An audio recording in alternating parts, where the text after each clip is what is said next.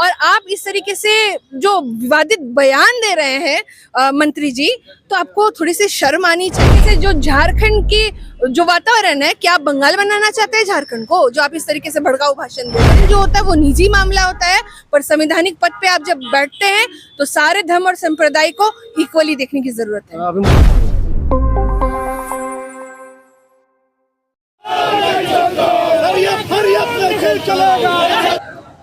इस वक्त हम मौजूद है राजभवन के समक्ष और अभी हमारे साथ भाजपा प्रदेश प्रवक्ता राफिया जी भी है। राफिया जी, आज आप लोग विरोध प्रदर्शन करते हुए राज्यपाल को ज्ञापन सौंपने आए थे। देखिए, हमारा देश है, सबसे बड़ा है। इस देश से बड़ा कोई भी धर्म नहीं हो सकता और इस देश से बड़ा कोई भी मतलब पंथ संप्रदाय नहीं हो सकता। सबसे बड़ा हमारा संविधान है और धर्म जो होता है वो पर्सनल मैटर होता है और पर्सनल मैटर को हमें जरूरत है कि निजी इस चीज़ों को प्रैक्टिस करने की। और जब हम किसी संवैधानिक पद पे बैठते हैं, किसी संवैधानिक जगह पे बैठते हैं, तो हमारे लिए सभी धर्म और संप्रदाय इक्वल होते हैं।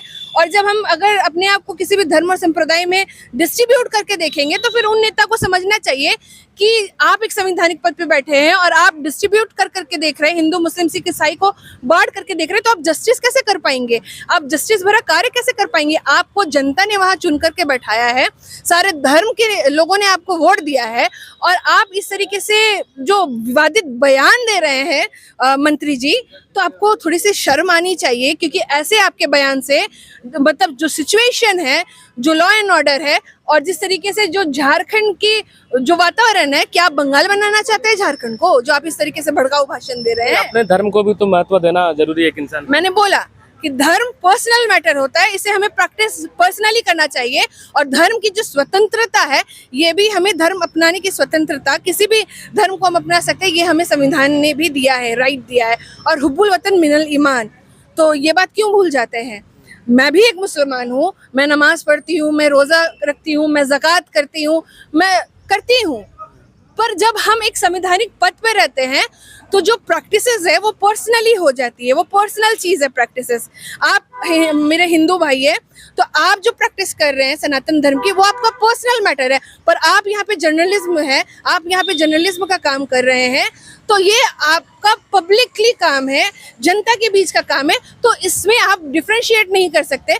वैसे ही हफीजुल अंसारी जी, हसन जी एक मंत्री है, तो एक नेता है, तो उन्हें कभी भी डिफरेंशिएट करके इस तरीके का बयान नहीं देना चाहिए। क्योंकि धर्म जो होता है वो निजी मामला होता है, पर संवैधानिक पद पे आप जब बैठते हैं तो सारे धर्म और संप्रदाय को इक्वली देखने की जरूरत है। अभी मुर्शिदाबाद में इतनी बड़ी घटना हो रही है और इसी में ममता बनर्जी जी का कहना है कि यह भाजपा द्वारा किया गया षड्यंत्र है। जनता जानती है, जनता इतनी बेवकूफ नहीं है कि आप किस तरीके का ढोंग रचते हैं।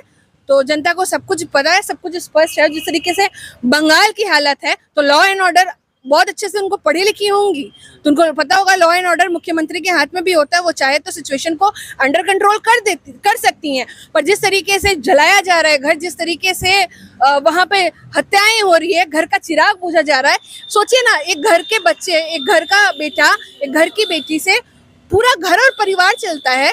जब उसकी निर्मम हत्या कर दी जाती है, जब उसको मार दिया जाता है, तो आप सोचिए ना कि एक घर के जो रिस्पॉन्सिबल पर्सन की अगर जान चली जाती है, तो क्या उस घर को सहारा देंगी ममता बनर्जी? जब नहीं देंगी ना, तो इस प्रकार के दंगा को भी तुरंत रोकना चाहिए। और मैं तो कहती हूँ राष्ट्रपति शासन लगे बंगाल में।